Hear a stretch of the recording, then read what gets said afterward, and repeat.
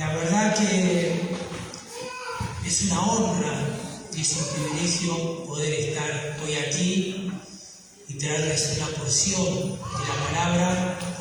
Gracias también a los músicos que a través de sus dones dados por Dios, ministran la gracia del Señor. Y esta es una casa que conocemos junto a mi esposa. Reciban los saludos de los hermanos de Vida Abundante, reciban los saludos del pastor Walter, de Ives y de todos los hermanos. A muchos conozco justamente por esta relación que tenemos de hace años, que venimos trabajando juntos como iglesia, como cuerpo de Cristo. Y también soy un agradecido a Dios porque cuando conocí al Señor, empecé a conocer siervos de Dios y personas muy agradables. Y aquí conocí y conozco muchas de esas personas y siempre junto con mi esposa agradecemos conocer personas que el Señor pone en nuestro camino y que son de bendición para nuestras vidas. Así que es una honra, es un privilegio poder estar aquí en Ebenecer. Hasta aquí nos ayuda el Señor. Saben que, como todo proceso de cristiano, hace varios años atrás, cuando conocí al Señor, empecé a conocer al Señor y me empecé a congregar. Obviamente nada conocía al Señor, muy poquito.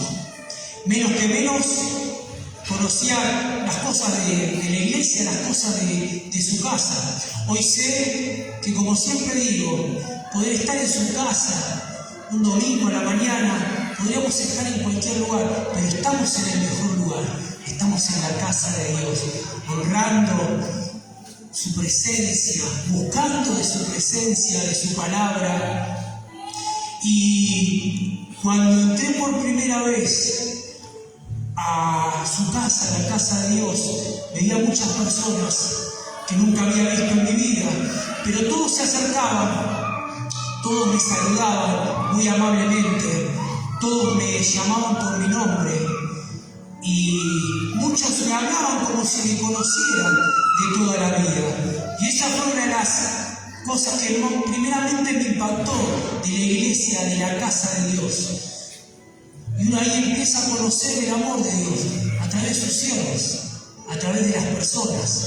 Y eso me gustaba y empezaba a congregarme. Y claro, tampoco conocía palabras, no conocía la liturgia, no conocía lo que era la Santísima, no conocía absolutamente nada. Ni siquiera conocía, porque una de las primeras cosas que escuchaba nombrar Jehová, no sabía que Jehová era uno de los nombres de nuestro Dios. No lo sabía. Y cuando me enseñaron y me dijeron Jehová Dios, ahí empecé a hacer conexiones, uno empieza a conectar. Una vez ya estaba contento, porque uno al principio también no quiere preguntar todo el tiempo y asiente con la cabeza como que se conoce todas las cosas, pero nada sabía. Pero cuando empezamos los hijos de Dios a conocer, a enamorarnos del Señor, por eso dicen que el Señor uno se enamora del Señor. Es como cuando encontramos a nuestra novia, a nuestra amada, queremos saber más y más de ella. Y así nos pasa con el Señor. Lo vamos conociendo, el Señor nos va enamorando y queremos saber más y más y más.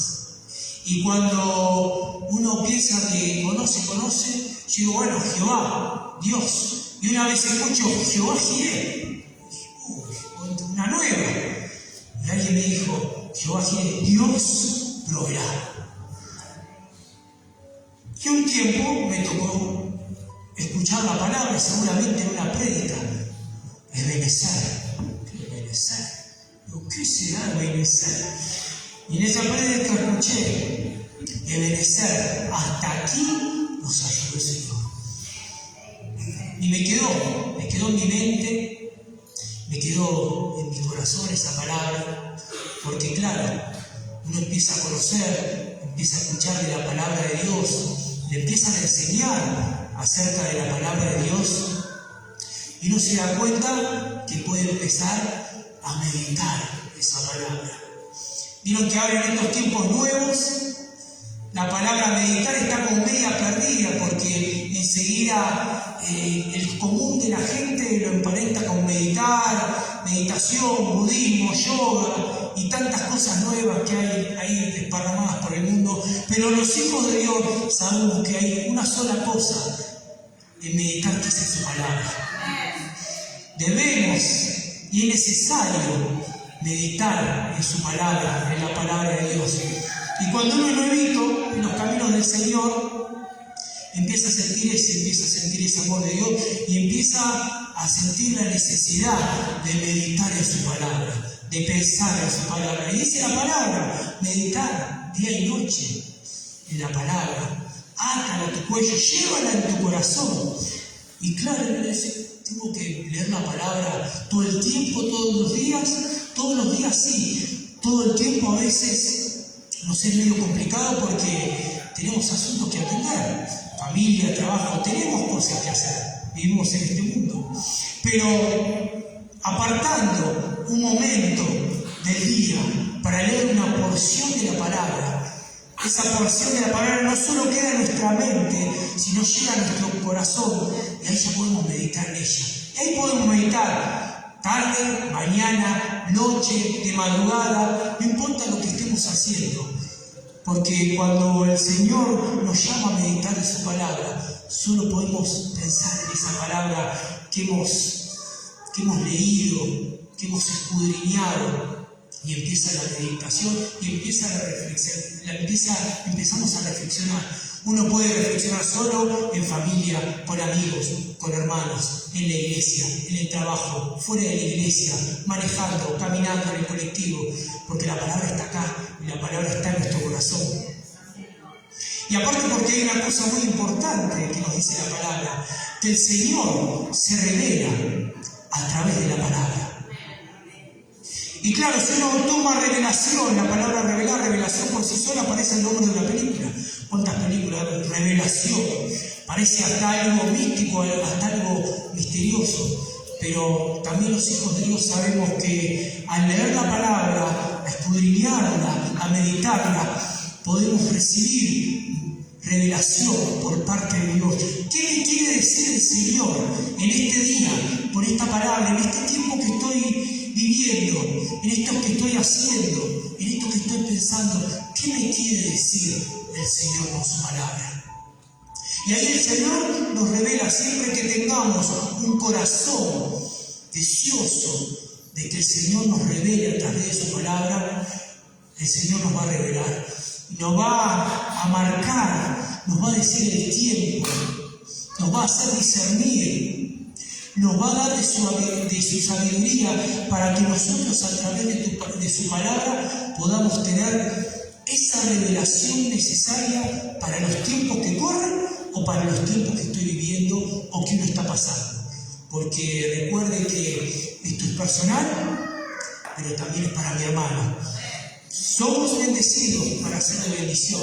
Recibimos palabra para muchas veces darla. Y decirle al hermano, mira, tengo una palabra que una vez en un tiempo leí, y esto que vos me estás contando, a mí me ha pasado, me ha sucedido, y el Señor me reveló esto a través de su palabra. Y sabe, hermano, eso es de gran bendición, es de una gran bendición. Y ahí sabemos y derribamos que no hay ningún misterio, porque el misterio ha sido revelado, y es el misterio de Jesucristo en nuestra vida. Ese es el plan que tiene Dios para nuestras vidas, el plan perfecto, Jesús en nuestra vida, Jesucristo como nuestro Rey y Salvador. Por eso dice en la carta a los Efesios, en el capítulo 3, en los primeros versículos, dice este misterio que no había sido revelado a los profetas, a los hombres antiguos, hoy se revela a través del Espíritu Santo a los apóstoles y es revelado a nosotros, y ese nombre es Jesús, nombre sobre todo nombre. Así que en la palabra podemos meditar, en la palabra podemos recibir revelación y cae todo misterio. Vieron que es una cosa que tiene nombre, y tenemos muchas veces los cristianos, que le queremos poner un misticismo, un misterio a todo. Siempre parece que va a haber algo escondido. Y no, el Señor se revela en nuestras vidas a través de su palabra. El misterio ya lo sabemos, Jesucristo. Ya sabemos lo que tenemos que hacer. Ir y predicar el Evangelio. Así dice su palabra. Y justamente les hablaba primeramente de esta palabra que en su momento me hizo pensar y reflexionar, que es Ebenezer. Hasta aquí nos ayudó el Señor, piedra de ayuda. Pero yo la había escuchado en una prédica, pero llegó un momento en la vida de un cristiano que tenemos que leer la palabra por nosotros mismos, empezar a leer la palabra, porque vamos sumando una prédica, otra prédica, una lectura, otra lectura, y llega un momento, claro, que en nuestra cabeza no podemos conectar todo, pero sabemos que la palabra es redonda. ¿Por qué? Porque la palabra es cristocéntrica, el culto es cristocéntrico, todo se trata de Jesús. Entonces la palabra está conectada, como es cristocéntrica, y todo se refiere a Él, desde que empieza hasta que termina. Desde el Génesis hasta el Apocalipsis, la palabra está conectada. Por eso debemos leer la palabra de Dios. Y así fue hace un tiempo, también varios años atrás, que puse en el corazón de mi esposa: vamos a leer la palabra todos los días, una porción de la palabra. Vamos a empezar de la A a la Z. Y nos encontramos en 1 Samuel con la historia de Ebenezer. ¿Por qué el pueblo dijo Ebenezer? ¿Por qué Samuel? Porque el Señor les había dado la victoria sobre los filisteos. Y ahí está la palabra Ebenezer. Y cuando la descubrí en la palabra, y ya sabía el contexto, y ya sabía la historia, y de qué se trataba todo, ahí todo tenía más sentido. Y ahí donde Ebenezer, esa palabra, hasta aquí nos ayudó. El Señor tocó mi corazón, porque dije, ese día entendí por qué la palabra es viva y eficaz. ¿Por qué la palabra no tiene tiempo? Tierra y cielo pasarán, pero la palabra del Señor permanece y permanecerá por los siglos de los siglos. Porque dije yo, todas las noches, al acostarme, y todas las mañanas, cuando me levanto, puedo decir: hasta aquí me ha ayudado el Señor. Hasta aquí nos ayudó el Señor. Y así todos los días, siempre y cuando caminemos con el Señor, estemos en sus caminos, seamos obedientes a su palabra, podemos decir: hasta aquí nos ayudó el Señor. Todas las mañanas, todas las noches. Y entonces surgió una pregunta en mi corazón: ¿por qué la misericordia entonces del Señor se renueva todos los días? Porque yo en parte puedo decir, Ebenezer, hasta aquí me ayudó el Señor. ¿Por qué? El Señor renueva cada mañana, cada día, su misericordia. Y esto es lo que les quiero traer, y esto es lo que les quiero compartir. Vaya abriendo su Biblia. Vamos a leer 3 pasajes bíblicos que están conectados entre sí. Vaya abriendo su Biblia en Mateo, versículo 13. Estos 3 pasajes que vamos a leer nos revelan, nos muestran las Escrituras por qué la misericordia del Señor se renueva todos los días. Mateo 16, versículo 13. Vamos a leer.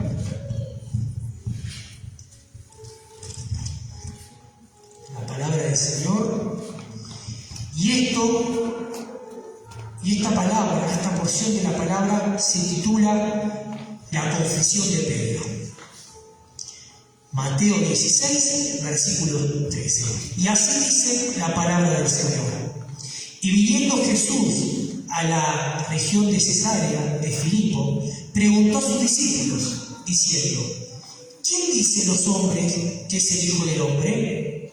Ellos dijeron: unos dijeron Juan el Bautista, otros Elías, otros Jeremías, o alguno de los profetas. algunos de los profetas. Y él les dijo: ¿y vosotros? ¿Quién dice que soy yo? Respondiendo, Simón Pedro dijo: tú eres el Cristo, el Hijo del Dios viviente.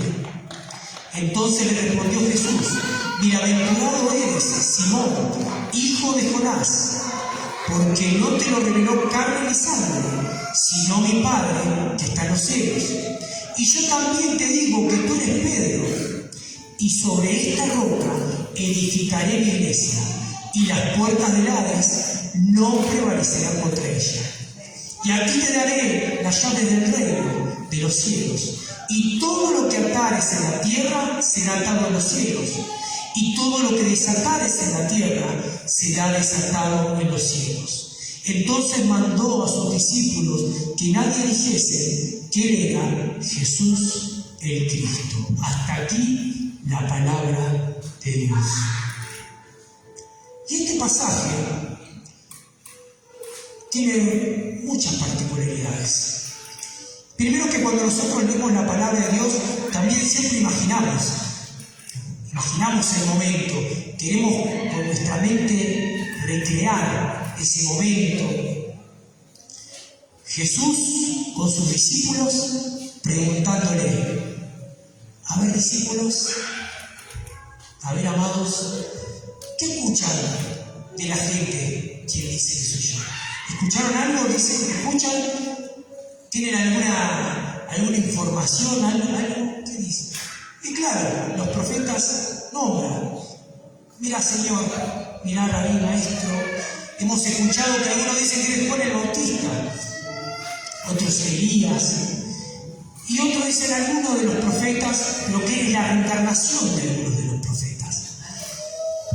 En ese momento, Jesús le cambia la pregunta y dice: ¿y ustedes? ¿Quién creen que soy yo para ustedes? Y ahí yo me imagino un silencio, me imagino los discípulos mirándose entre sí para ver quién era el primero que le contestaba al Señor. ¿Qué pregunta que había hecho? Siempre me hago esa imagen. Hasta que en un momento Pedro recibe una revelación por parte de Dios. Y yo creo que Pedro escuchó en su corazón y escuchó la voz de Dios para sí, diciendo: Pedro, Simón, hijo de Jonás, ese hombre que tenés adelante tuyo, ese hombre que te está mirando en los ojos, ese es el Mesías, ese es Jesús, ese es mi Hijo amado, ese es Salvador. Y Pedro lo escuchó y le confiesa a Jesús lo que le había dicho su Padre. Y acá viene lo más interesante para nosotros, o lo que más le deberíamos prestar atención de este pasaje. Es a quién le revela a Dios. Porque ¿quién era Pedro? ¿Saben que cuando todos conocemos, porque la Biblia nos dice quién era Pedro, de dónde salió, de dónde lo llamó el Señor? Y siempre que hablamos de Pedro, no es que lo hacemos despectivamente, sino todo lo contrario. Lo decimos para glorificar el nombre del Señor, para levantar el nombre del Señor. Porque yo digo, y todos, ¿quién era Pedro? Pedro, un pescador. ¿Saben que en ese momento de la historia, ser pescador era uno de los trabajos que nadie quería hacer? Seguramente ustedes, muchos conocen o han trabajado o relacionado con la pesca, en el pescado, o tienen algún familiar o amigo o vecino que trabaja en los barcos y saben que es un trabajo sacrificado, un trabajo duro, un trabajo que uno está expuesto, un trabajo muy forzoso. Y imagínense, si eso es ahora, con toda la tecnología y todas las cosas que tenemos, imagínense en esa época. Porque las barcazas, justamente, eran unos lanchones que cualquier marea cualquier tormenta las podía dar vuelta. Las redes eran todo a mano, incluso dicen que las redes eran tan pesadas que muchas veces se juntaban entre varias barcazas para maniobrar la red. Así que era un trabajo duro, sacrificado, para hombres rudos, para hombres brutos. Y ese era Pedro, por eso se dice que Pedro era un hombre obstinado, un hombre de duro rostro. ¿Por qué? Porque su trabajo muchas veces depende del trabajo o los trabajos que hagamos en la vida. Eso también determina un poco nuestra manera de ser. Vieron que ahora no tanto, pero antes se decía que la gente que trabajaba en el campo era gente recia, dura. ¿Por qué? Porque el trabajo era muy sacrificado, porque había muchas comodidades que no solían tener. Y bueno, esa era la vida de Pedro y de algunos de sus discípulos, porque muchos de sus discípulos Jesús los fue a buscar ahí. ¿Y sabe dónde fue a buscar? A las orillas del mar de Galilea. Y no se imagine acá las orillas de Varese, no. Porque los que pescaban en esa época, en ese tiempo, los pescadores, vivían a orillas del mar de Galilea. Y eran aldeas. Lejos estaban de las grandes ciudades como Jerusalén, ciudades más formadas, ciudades con sus calles. No. Ahí vivían todos amontonados cerca de las orillas. Así que era una vida dura, una vida difícil. ¿Y cuál es la maravilla? La revelación que Dios le hace a ese hombre, a ese pescador. ¿Y esto qué nos quiere decir? Que la palabra es para todos, hermanos. Que Jesús es para todos. Porque Jesús mira nuestros corazones. No mira de dónde venimos, qué tenemos, qué no tenemos, si terminamos el colegio, si no terminamos, si estamos con trabajo, no estamos sin trabajo, qué estamos. Jesús mira nuestros corazones.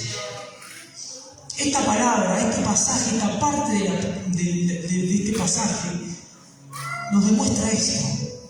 Dios le revela a un hombre, Pedro, a un pescador, algo que antes los hombres antiguos no conocían, ese misterio es revelado a Pedro. Ahora esto no significa que entonces Jesús y la palabra no es para la gente de mayor recurso o gente que tiene título, que tiene secundario, que es profesional. Claro que también, porque en la palabra tenemos el otro extremo. No nos olvidemos de Pablo, Saulo, antes de convertirse en Pablo, era un hombre de riqueza, bien posicionado, de doble ciudadanía. Tenía ciudadanía judía y romana. Un hombre lleno de títulos del pergamino, conocedor, maestro de la palabra. Tenía todo, bien posicionado, conocía, era un estudioso. Sin embargo, Pablo, cuando se rinde ante la presencia del Señor, llegó a decir: todo lo que sé, todos mis pergaminos, todos mis estudios, los tengo por basura. Porque ahora tengo un propósito en la mano del Señor. Así que tenemos a un acomodado de la alta sociedad, con todos los recursos, que se rindió a los pies del Señor y dijo que todo lo que tenía y todo lo que quería saber lo tenía por basura. Y lo tenemos a este pescador, Pedro, que el Señor mismo le revela que adelante de sus ojos tenía a Jesucristo. Y ahí viene promesa para la vida de Pedro, porque Jesús le hizo: bien ha dicho, Pedro, piedra. Dice: sobre esta roca, sobre Cristo, sobre este fundamento que acaba de decir, que es el mismo fundamento que tenemos hoy en día. Nuestro fundamento es Cristo. Nuestro fundamento, hermanos, es la roca. Sobre esta roca, sobre esto que has dicho, Pedro, yo levantaré mi iglesia, levantaré mi cuerpo, y las puertas del infierno no prevalecerán sobre ella. Había palabra para Pedro. Había propósito para la vida de Pedro. Así que en este pasaje vemos estas cosas. todo maravilloso, pero ahora vamos a otro pasaje. Y vamos a ir a Mateo, capítulo 26, versículo 69. Mateo, capítulo 26, versículo 69. Nos movemos de la palabra y llegamos a este versículo, que también tiene título. Acuérdense todo lo que acabamos de decir recién, la palabra que había recibido Pedro, la revelación que había recibido Pedro, todo ese momento con Jesús y con los discípulos. Pero ahora llegamos a Mateo, el mismo evangelio, capítulo 26 y el versículo 69. Y así dice la palabra del Señor: Pedro niega a Jesús. Dice, ¿qué pasó? Y dice así la palabra: Pedro estaba sentado fuera en el patio, y se le acercó una criada diciendo: tú también estabas con Jesús el Galileo. Mas él negó delante de todos diciendo: no sé lo que dices.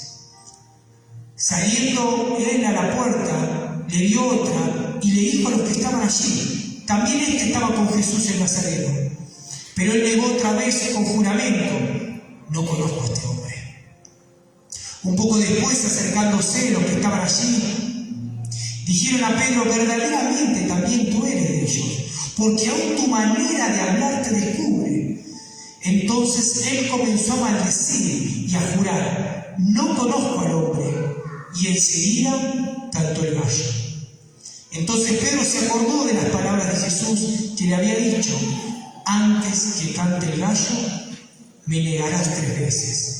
Y saliendo fuera, lloró amargamente. Hasta aquí la palabra de Dios. Recordemos unos capítulos antes, el Señor ya se había juntado con sus discípulos y les dijo que iba a ser entregado. Y que en el momento de su entrega, todos iban a salir, iban a desaparecer, iban a salir corriendo. Pero Pedro, ¿se acuerdan? Pedro, duro, los tiró, dijo: Señor, yo no, Señor. Yo me voy a quedar con vos, codo a codo, hasta las últimas consecuencias. Y Jesús se acerca a Pedro y dice: Pedro querido, Pedro amado, antes que el gallo cante 3 veces, me vas a negar. Y ahí estaba. Pedro lo había negado 3 veces, se acordaba de esas palabras y lloró amargamente. Cuando veo llorar amargamente, digo: qué bien, Mateo, qué bien expresado, lloró amargamente. ¿Alguna vez, hermano, lloró amargamente? Imagino a Pedro llorando amargamente, con los dientes apretados, sintiéndose desahuciado, sintiendo que había negado, había traicionado a su maestro, a Jesús, al que le había enseñado todo, lo había traicionado. Pero ¿saben qué, hermanos? El Señor sabía que no era el momento de Pedro ni de los discípulos. El Señor sabía que la cruz era para él. Los discípulos tenían otro propósito. Lo que él había preparado con esos pecadores, cobradores de impuestos, tenía otro plan, tenía otro propósito. Claro, ellos todavía no lo sabían, pero el Señor sí.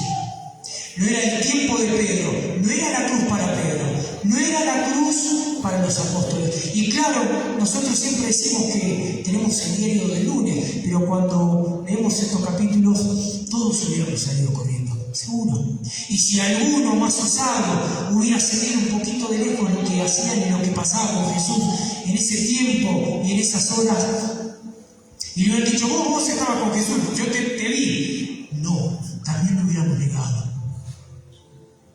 Porque queríamos salvar nuestra vida. Como los discípulos salieron corriendo. Así que Pedro, por mucho tiempo, se quedó con esa amargura, con ese vacío. Y los discípulos, después que Jesús es crucificado, y ven y se enteran de la muerte de Jesús, se habían olvidado de las palabras que el Señor le había dicho, que él iba a resucitar al tercer día entre los muertos. ¿Por qué? Porque la incertidumbre era mayor. Lo que estaban viendo era mayor. El dolor era mayor. Estaban llenos, no sabían qué hacer. Estaban llenos de incertidumbre. Y Pedro, sumado a esa incertidumbre, a ese dolor, tenía ese vacío, tenía ese sabor amargo de haber negado al Señor. ¿Y qué hicieron los pescadores? El Señor los había llamado de la pesca para pescar hombres, para que sean pescadores de hombres. Fueron a pescar, volvieron de donde los había llamado el Señor, porque esa era su vida, la del pescador.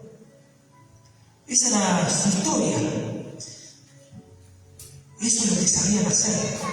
Seguramente, aparte de la desazón y la incertidumbre que tenían y el dolor, tenían que comer, tenían que tributar, porque los pescadores eran también las personas que más tributaban a los romanos. Así que volvieron a la barca, volvieron al mar de Galilea y volvieron a pescar. Y ahora, para ir cerrando, vamos a este último pasaje que les quiero leer, y para cerrar esta historia, y vamos a ir a San Juan capítulo 21, versículo 15. Juan capítulo 21, versículo 15. Recordemos, nos dice la palabra que habían estado pescando toda la noche. No habían sacado nada. La red para un lado, la red para el otro, la barcaza para allá, no habían sacado nada. Jesús, como les había prometido, había resucitado entre los muertos. Ya era Jesucristo, ya estaba glorificado en otro cuerpo. ¿Y a dónde fue Jesús? Volvió. Como la primera vez, cuando fue a buscar a ese primer discípulo, a Pedro, vuelve a las orillas del mar de Galilea. Prende una fogata, pone un pez y le dice: ¿pescaron algo? ¿Que estuvieron toda la noche?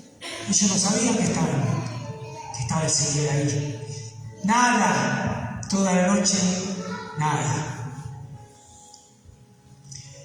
Dice: ¿por qué no prueban con las redes de aquel lado? Y tira las redes, y ahí se produce la pesca milagrosa. De no pescar nada a no poder levantar la red. Automáticamente los pescadores se dieron cuenta que esa voz, que ese hombre que les gritaba desde la orilla, era Jesucristo, que había vuelto. Los había vuelto a buscar y les iba a dar de comer. Le había prendido el fuego. Dicen que Pedro, cuando escuchó eso, se rasgó sus vestiduras y se tiró al agua. Imagínense el desahogo de Pedro. Imagínense la amargura, la desazón de Pedro cuando dijeron: está el Señor en la orilla, nos vino a buscar de nuevo. Se tiró al mar. Imagino todo, la barcaza, la red llena, y el Señor: vengan, amados, venga que vamos a comer. Y aquí dice, se titula Apacienta mis ovejas. Cuando terminaron de comer, Jesús lo mira a Pedro. Nuevamente, Pedro y Jesús cara a cara. Como aquel día que lo fue a buscar y le dijo, vení, que van a ser pescadores de hombres. Como aquel día que Pedro lo miró a Jesús y le dijo, tú eres el Cristo, el Hijo del Dios viviente. Nuevamente Jesús y Pedro cara a cara. Y dice así la palabra.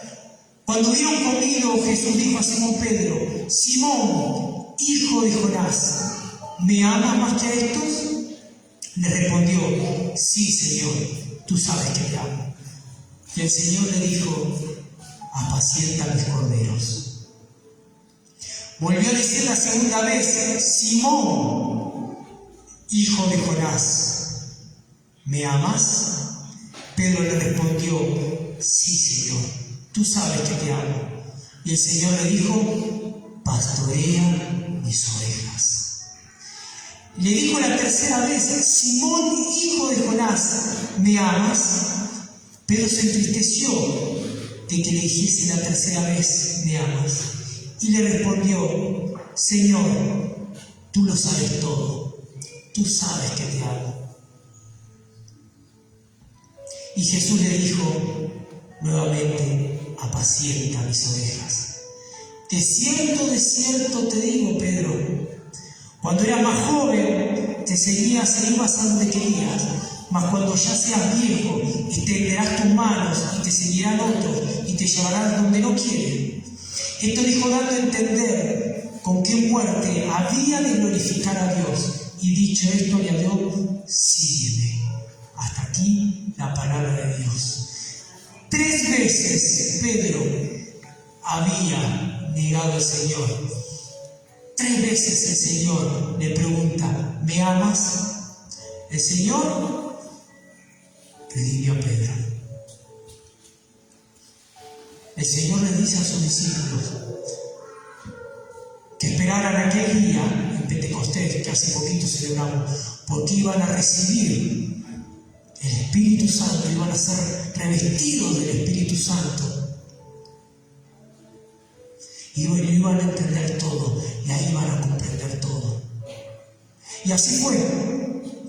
Ese día que Pedro y los demás apóstoles y más reciben el Espíritu Santo en Pentecostés, Pedro alza su voz y da el primer discurso a la iglesia, el primer sermón, la primera prédica, y esa es la llave de la iglesia.